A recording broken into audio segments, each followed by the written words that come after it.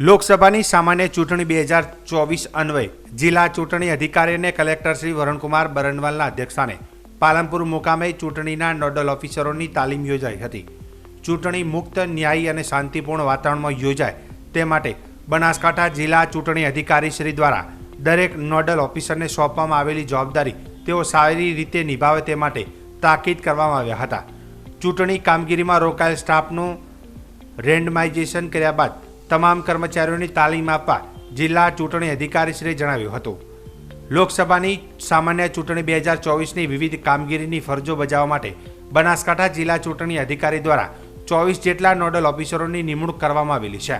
આ નોડલ ઓફિસરોની ચૂંટણી દરમિયાન કરવાની થતી કામગીરી અંગે જિલ્લા ચૂંટણી અધિકારી અને કલેક્ટરશ્રી દ્વારા વિગતવાર માર્ગદર્શન આપવામાં આવ્યું હતું.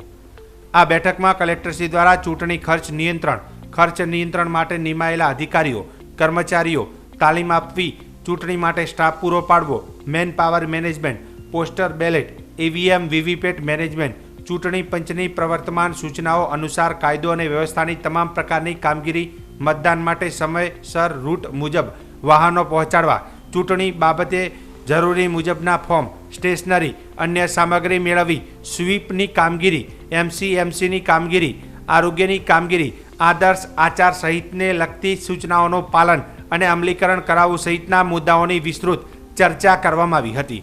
આ બેઠકમાં નાયબ જિલ્લા ચૂંટણી અધિકારી એચ.કે. ગઢવી, જિલ્લા ગ્રામ વિકાસ એજન્સીના નિયામક આર.આઈ. શેખ સહિત નોડલ ઓફિસરશ્રીઓ ઉપસ્થિત રહ્યા હતા.